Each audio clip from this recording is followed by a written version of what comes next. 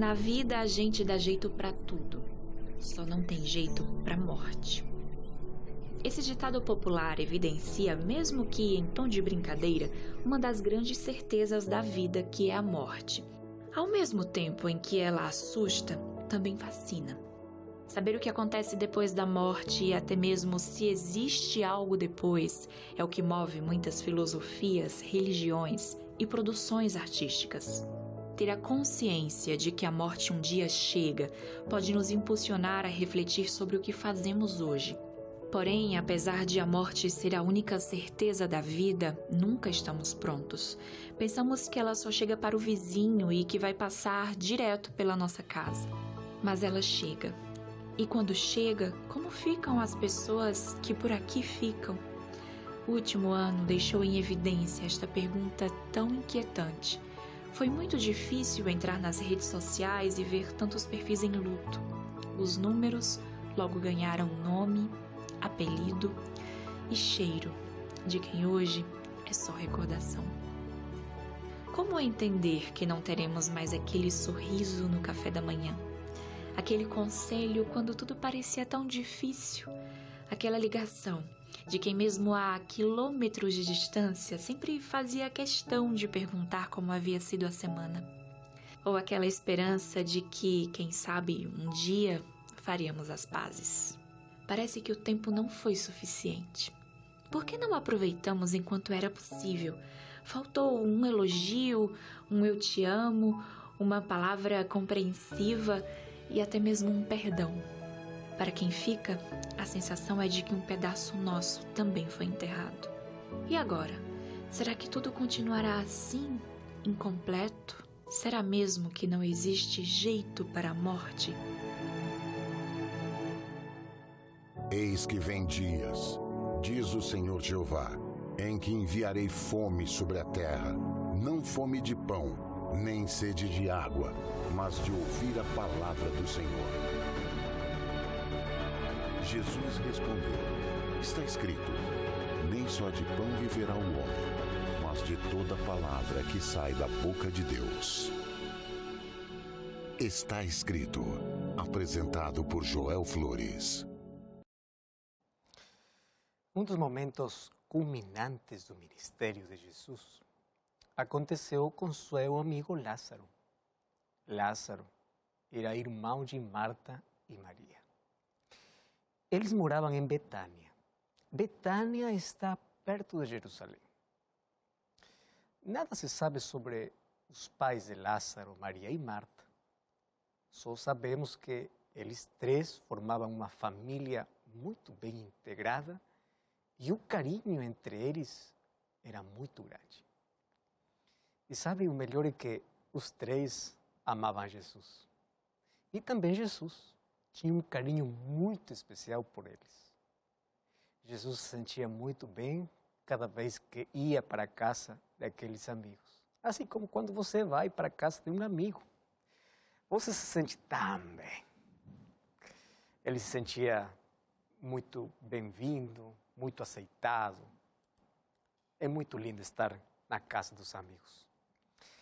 Quando Jesus ia para Jerusalém, sempre ficava na casa de Lázaro. E dali realizava suas atividades. Principalmente na última semana de vida, antes de ir para a cruz, Jesus começou nessa casa. E olha o que acontece, e está registrado no livro de João, capítulo 11, verso 1 ao verso 3. Diz assim, estava enfermo Lázaro de Betânia, da aldeia de Maria e de sua irmã Marta.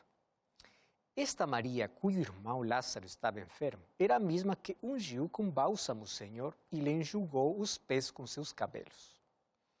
Mandaram, pois, as irmãs de Lázaro dizer a Jesus, Senhor, está enfermo aquele a quem amas. As duas irmãs enviaram uma mensagem a Jesus.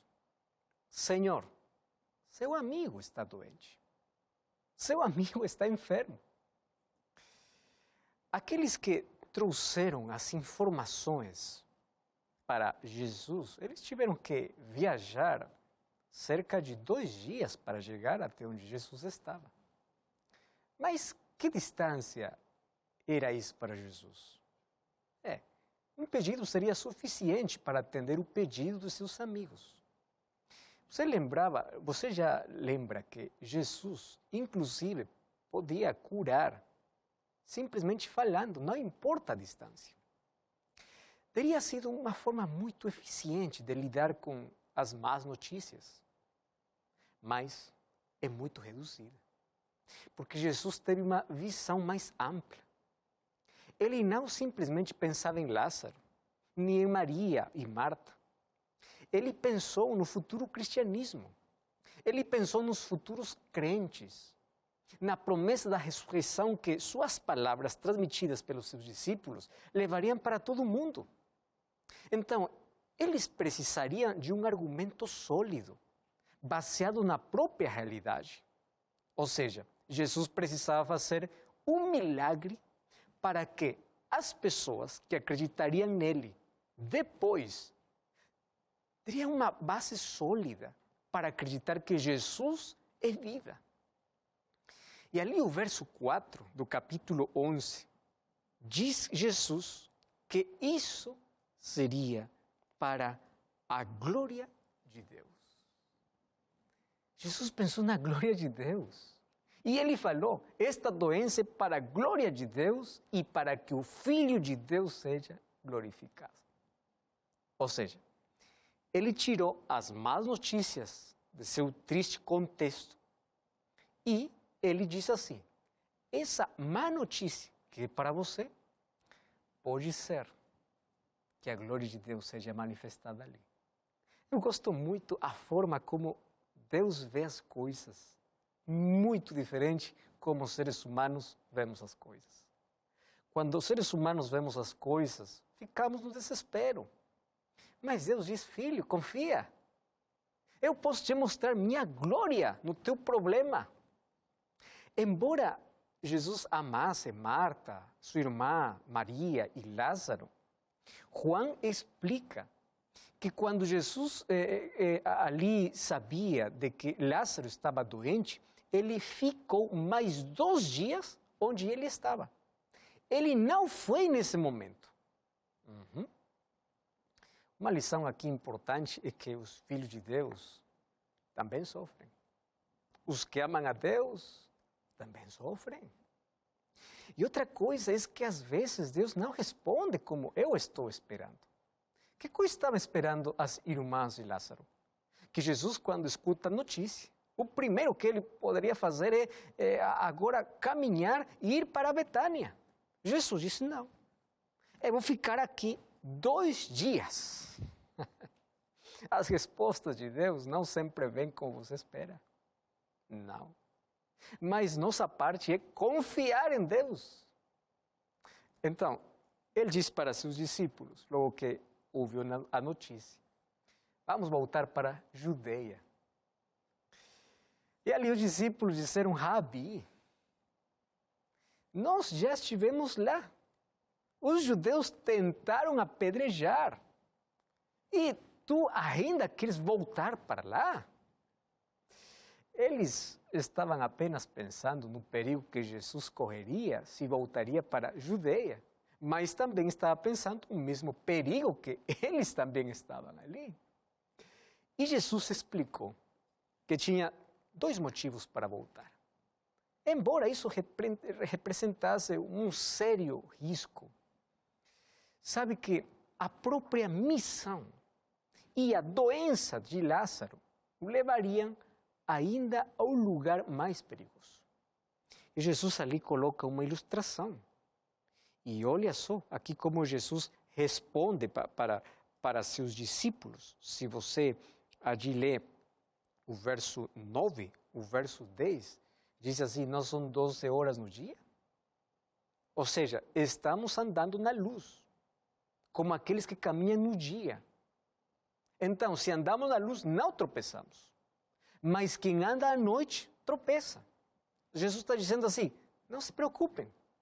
Eu tenho um trabalho a fazer e eu farei enquanto durar o dia. Além disso, nosso amigo Lázaro está dormindo e vou acordá-lo.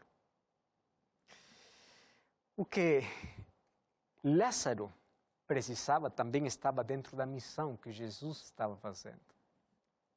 Mas os discípulos não entenderam. Jesus falava da morte de Lázaro.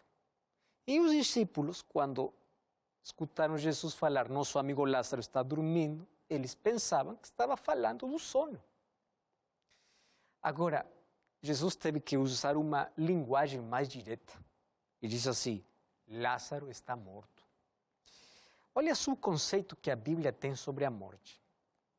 Aqueles crentes, aqueles cristãos, têm que pensar como Jesus pensava sobre a morte.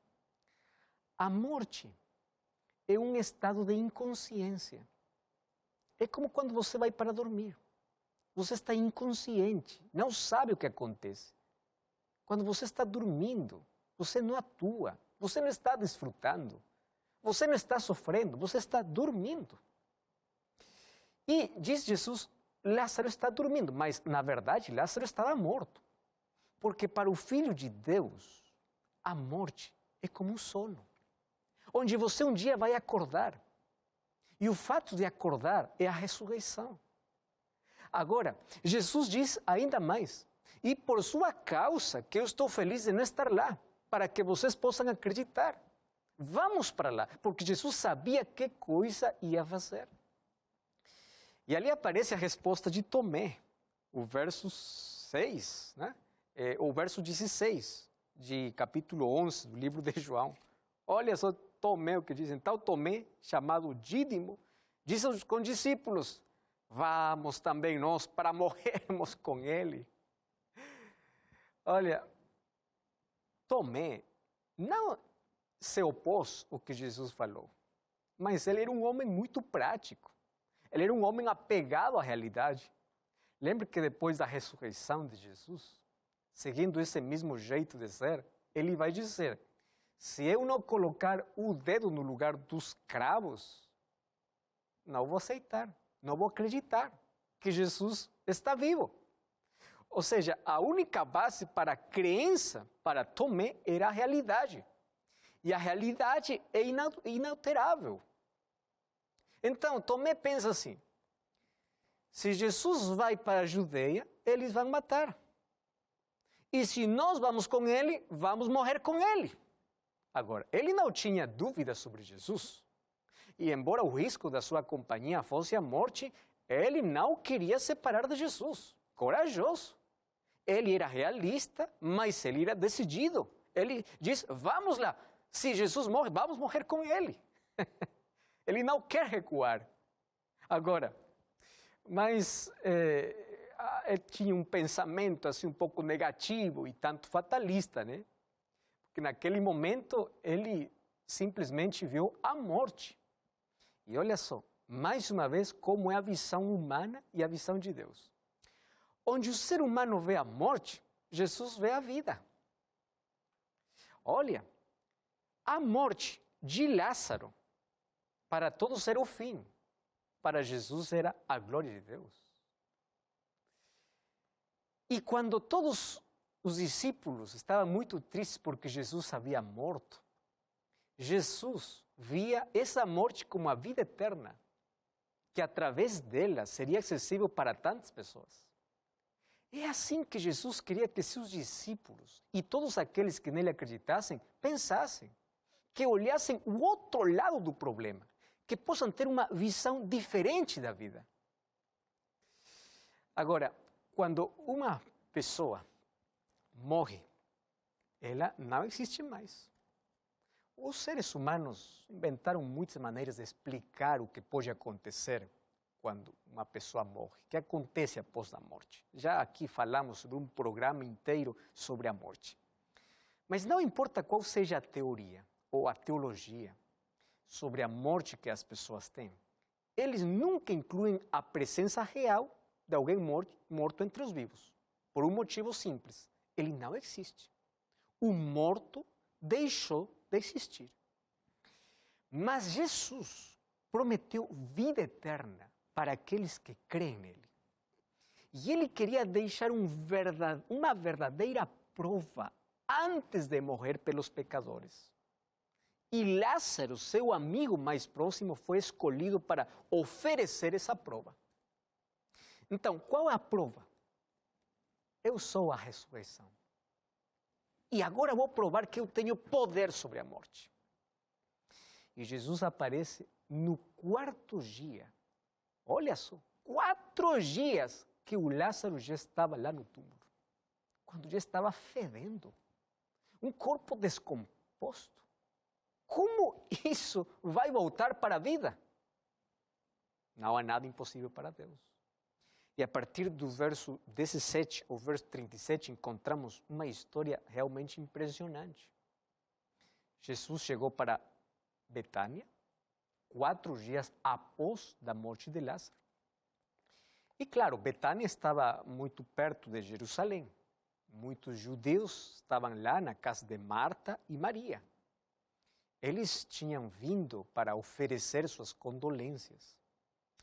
Agora, vamos compreender um pouquinho como era o período de choro nesse tempo, quando uma pessoa perdia um ente querido.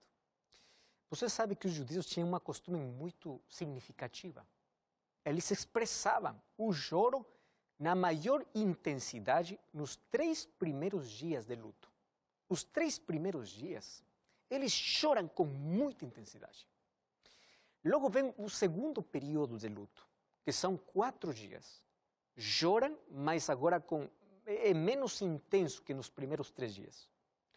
Logo desses 4 dias, vem a terceira fase do luto, que são 30 dias. Quando o luto seria expresso mais com atitudes que com choro. Então, já havia passado os 3 primeiros dias de intensa dor. E ali Jesus aparece. Aparece na casa de luto, onde todo era tristeza. Como negar a tristeza, né? Como parar de sentir aquela dor que você sente quando perde um ente querido, quando um ente querido morre? É impossível não expressar. E ao chegar à casa dos seus amigos, antes era essa a casa da alegria, da cordialidade, da hospitalidade, mas agora é a casa do luto. Jesus não chega diretamente até a casa. Jesus parou num lugar tranquilo, próximo ali à estrada. E ali ele podia ouvir o clamor das pessoas, a confusão da dor, da angústia, da desesperança. E lembre que aqui estavam líderes da nação judaica, estavam pessoas importantes e pessoas comuns. Muitos parentes de Lázaro, os amigos de Lázaro, todos sofrendo a seu modo. Porque Lázaro era um homem notável. Seus relacionamentos, sua posição, sua hospitalidade, sua simpatia, fazia que todo o povo possa amar ele. E Jesus não queria falar com as irmãs de Lázaro no meio daquela multidão, daquele monte de gente. Mas Jesus queria consolar. E Jesus enviou um mensageiro e comunicou essa mensagem para Marta. Ninguém mais ouviu a mensagem, nem mesmo Maria. Então, Marta saiu. E ela foi assim com uma emoção contraditória, como muitas vezes nós sentimos na vida. Porque ali uma pergunta estava na cabeça de Marta. Por que ele não chegou um pouco mais cedo? Por que demorou 4 dias?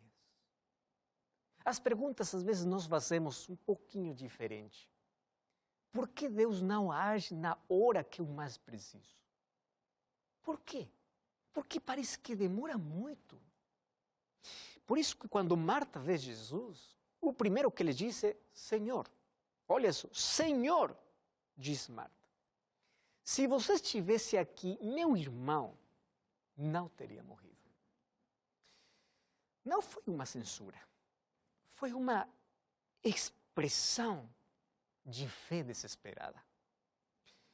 E Jesus eliminou as palavras de conforto temporário. E Jesus responde diretamente à fé que foi expressada com certeza ali por Marta. E diz assim Jesus, seu irmão vai ressuscitar. E você sabe como responde Marta? Impressionante quando nós vemos a resposta de Marta. Olha só, ali o verso 24 diz, eu sei que ele há de ressuscitar na ressurreição no dia final. Eu sei que ele se levantará de novo, mas na ressurreição do último dia. Sabe, ela tinha um conhecimento muito bom, mas seu conhecimento precisava incluir alguma coisa a mais. Que a ressurreição do último dia ocorrerá porque Jesus estará lá e estará com seu poder para ressuscitar os mortos que perderam sua vida crendo nele. E Marta precisava saber que enquanto Jesus estivesse ali, como estava agora ao seu lado, esse mesmo poder divino estava agora à sua disposição. E também agora poderia haver uma ressurreição, agora, não no dia final. Porque esse mesmo Jesus que vai ressuscitar os mortos no dia final, agora está diante dela. Por isso Jesus diz, eu sou a ressurreição e a vida. Todo aquele que crê em mim, ainda que esteja morto, viverá. E todo aquele que vive é porque acredita em mim. Aquele que acredita em mim não vai morrer para sempre. E aqui Jesus faz uma pergunta para Marta. Marta, você acredita nisso? E Marta diz, eu acredito. Porque Marta acreditava que Jesus era o Filho de Deus. Era o Messias. Marta tinha sua confiança total, sua segurança total em Jesus. Inclusive, ela usou aqui os 3 nomes mais importantes para declarar que Jesus era o Messias. Porque ela acreditava que Jesus era o Messias. E sabe uma das coisas lindas também que eu encontro aqui no texto? É que ela acreditava que seu irmão estava no túmulo. Ela não diz, olha Jesus, meu irmão está lá no paraíso. Não diz, olha Jesus, meu irmão está lá no purgatório. Não, está lá, na sepultura. Vai ressuscitar, quando? No último dia. Naquele momento culminante da sua fé, completamente agora consolada, ela vai para o encontro da sua irmã Maria. Ela não sabe o que está acontecendo.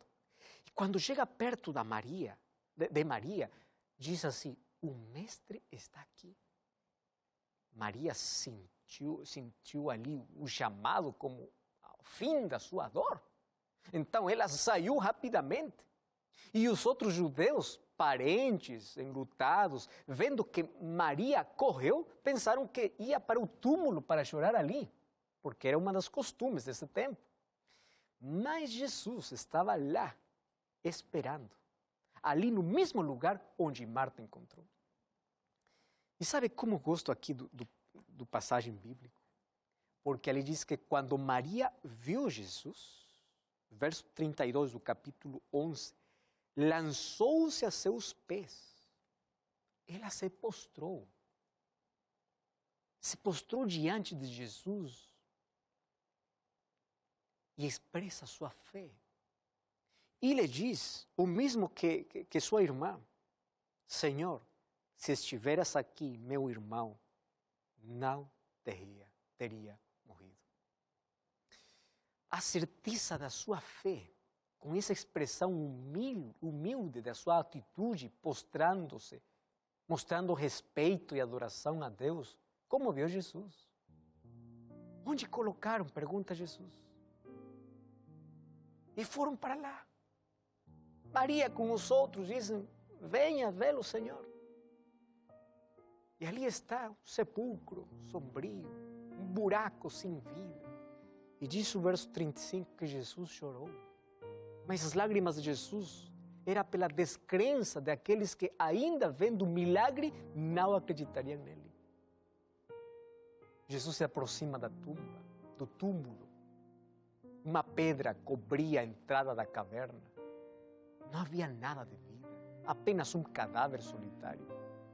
Atrás da pedra da porta, apenas uma caverna de um sepulcro fedorento. E Jesus diz, tira a pedra. Ordena Jesus ali com voz calma, mas com voz firme. E Marta, ali em um sentido prático, considerando as outras pessoas, diz, Senhor, não, agora está fedendo. Olha só, são 4 dias.